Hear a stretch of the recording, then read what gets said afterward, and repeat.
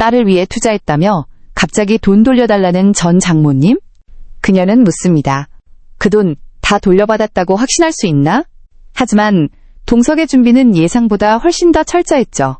사랑과 사업, 가족과 이권이 얽힌 팽팽한 심리전.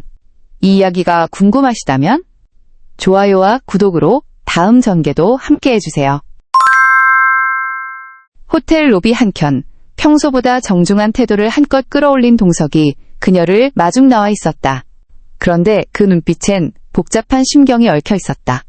죽은 아내의 어머니, 즉 자신에게는 장모였지만 지금은 전 장모. 그리고 이 사람은 호텔의 일부 역사를 공유한 지분 투자자이자 과거 가족이었다. 오래 기다리셨죠, 장모님? 오랜만에 뵙습니다. 응, 나야 잘 지내지. 근데 넌 좀 피곤해 보이는구나. 무슨 일 있었나? 항상 똑같죠. 올라가시죠. 호텔 최상층 룸에 자리를 마련했다. 다음 날 아침, 동석은 아이들에게도 미리 말해두었다. 외할머니가 오신다고 하자 보미는 유독 반가워하며 준비를 서둘렀다. 어릴 적 정을 많이 줬던 탓에 그리움과 기대가 동시에 얼굴에 피어났다.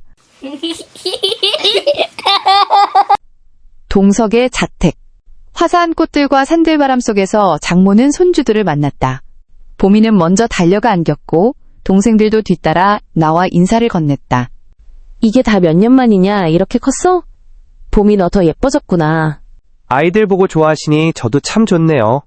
하지만 장모의 눈길은 오래가지 못했다. 바로 동석을 다시 정면으로 바라보았다. 그 눈빛은 따뜻함을 지닌 할머니의 것이 아니라 냉철한 판단과 의심이 깃든 한 사업가의 눈빛이었다. 호텔이 잘 되는 거 보니 내가 보기가 좋네. 내 딸 그렇게 고생만 하다 허망하게 갔는데 그래도 너희들이라도 잘 살아야지. 동석은 잠시 고개를 떨구었다. 그녀의 말 속에 깃든 원망과 아픔, 그리고 은근한 경계심을 느꼈기 때문이다. 그 순간 장모는 어제 지나치며 만난 광숙의 이야기를 넌지시 꺼냈다. 그 눈빛엔 경멸이 살짝 담겨 있었다. 그 어제 봤던 여자는 누구니? 행색을 보니 막걸리 배달하는 여자 같더구나. 흉측스럽게 사람들 많은 데서 오빠라고 하던데 혹시 그 여인과 결혼이라도 하려는 건 아니겠지? 말의 무게가 방안을 누르듯 공기가 무거워졌다. 동석은 광숙을 무시하는 그 태도에 기분이 나빠 받아친다. 막걸리 배달하는 여자 아닙니다. 그리고 흉측하지 않았습니다. 장모는 말을 이었다. 그래. 그런데 호텔 말이야. 초창기엔 내가 낸 돈으로 굴러가기 시작했지. 그때 내 딸 자네 아내가 얼마나 고생했는지는 기억하겠지. 동석은 고개를 숙였다. 그 고생, 지금도 마음에 남아 있습니다. 그녀는 한 박자 쉬고 쓴웃음을 지었다. 근데 말이야, 그 광숙인가 하는 여자. 어제 보니까 막걸리 박스 나르는 손에 흙까지 묻었더구먼. 그런 손으로 이 호텔에 손을 대겠다는 거야? 광숙 씨는 제 사생활입니다. 호텔 운영과는 관계가 없습니다. 장모는 코웃음을 쳤다. 내 딸이 죽으면서까지 호텔에 바친 열정, 그게 없었으면 이 호텔 간판도 못 달았을 걸세. 근데 그 몫을 손녀와 막걸리 배달하는 여자한테 넘기겠다고? 손주는 몰라도 보미는 출가회행이잖나? 애 시집 가면 한서방이랑 아무 관계도 없는데? 동석은 입술을 꼭 다물었다. 장모는 기다렸다는 듯 목소리를 낮췄다. 한서방, 솔직히 말해봐. 그때 내 딸 죽고 나서 급하게 정리한다고 서둘렀지? 기록이야 있겠지. 하지만 가슴에 손 얹고 말해봐. 정말 다 정산됐다고, 후회 없이, 미련 없이 그렇게 끝냈다고 할 자신 있나? 그 말에 동석의 손가락이 미세하게 떨렸다. 그녀는 바로 그 떨림을 노린 듯 속삭였다. 내 딸 무덤 앞에 가서 엄마가 다 받아갔습니다라고 말할 자신 있나? 동석은 숨을 천천히 들이마셨다. 이건 순전히 돈 문제가 아니었다. 죄책감을 파고드는 감정의 칼날이었다. 그러나 그는 준비되어 있었다. 서서히 등을 펴고 천천히 가방 옆 칸에서 두툼한 서류 봉투를 꺼냈다. 장모님 말씀대로 그 몫은 가볍지 않습니다. 그래서 저도 감정이 아니라 기록으로 남겼습니다. 서류를 하나씩 꺼내며 동석은 조용히 말했다. 여기 유원장 전문, 기업은 정산서, 지분 변동 내역, 그리고 장모님 본인께서 받은 입금 내역 및 동의서까지 포함되어 있습니다. 당시 사망보험금 처리, 장례비 내역도 포함되어 있고요. 장모는 서류를 받지도 않고 그대로 쳐다봤다. 얼굴이 굳어갔다. 그래, 참 잘 준비했구나. 그럴 줄 알고 있었단 말이지? 그녀의 말에는 독이 섞이며 계속 이었다. 알겠네. 말이 통하는 줄 알았는데 실망일세. 내 호텔에 들어간 내 지분을 정리해주게. 장모는 전 처의 어머니기 전에 호텔의 지분 투자자로서 지금 영향력을 취하려 하고 있다. 잠시 당황한 한동석. 장모가 자리를 박차고 일어서는 찰나 동석은 침착하게 손을 들어 그녀를 제지했다. 잠시만요, 장모님. 그렇게 가시면 저도 말씀 못 드린 게 생깁니다. 장모가 다시 천천히 자리에 앉았다. 눈빛에는 의심과 불편함이 가득했다.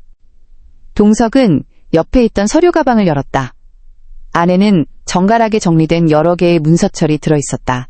그는 그중 하나를 꺼내 테이블 위에 조심스럽게 올렸다. 오해가 있으신 것 같은데 장모님께서 말씀하신 그 돈, 아내분 계좌로 입금된 내역, 당시 거래 내역서, 그리고 장모님 성함으로 남아있는 문자 메모, 대화 기록까지 모두 준비해뒀습니다. 그는 문서를 천천히 넘기며 조목조목 설명을 덧붙였다. 여기 보시면 입금 날짜, 금액, 사용 용처까지 다 나와 있습니다. 그리고 여기 사인된 동의서, 장모님께서 원금과 이자 포함해서 모두 수령하셨다는 내용이 명확히 명시되어 있죠. 장모는 한 장씩 넘겨보는 손끝이 점점 느려졌다. 표정이 굳어졌고 눈가에 미세한 떨림이 감돌았다. 그래서 이걸로 뭐 어쩌겠단 거야. 장모님 말씀처럼 이게 그냥 돈 문제였다면 저도 이렇게까지는 안 했을 겁니다. 하지만 그 돈은 제 아내가 고인이 된 분이 직접 감당하고 책임졌던 부분이고 저는 그걸 지키기 위해 끝까지 정리했던 겁니다. 그는 고개를 들었다. 눈빛과 달리 억지로 누르고 있는 감정이 그 안에서 소용돌이쳤다. 지금 장모님이 하시는 말씀 다 이해합니다.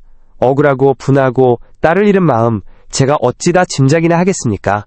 하지만 그 감정으로 저희 가정을 뒤흔들고 손주들이 살아가는 이 공간까지 흔들어 버리시겠다면 저도 단호하게 대응할 수밖에 없습니다.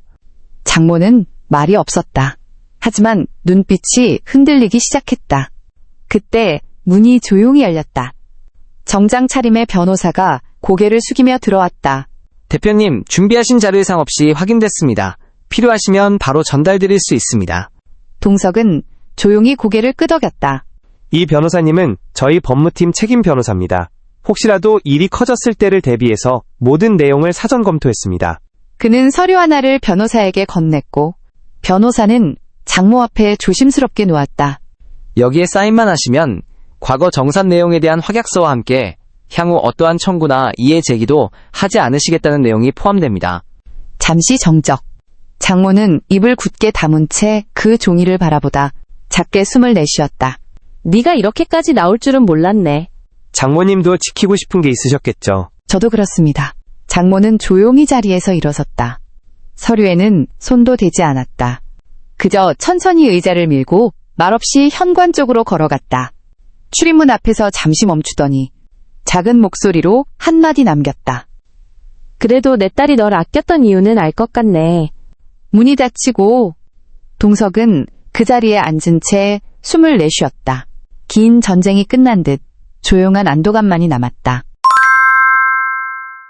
감정도, 기록도 모두 준비했던 동석.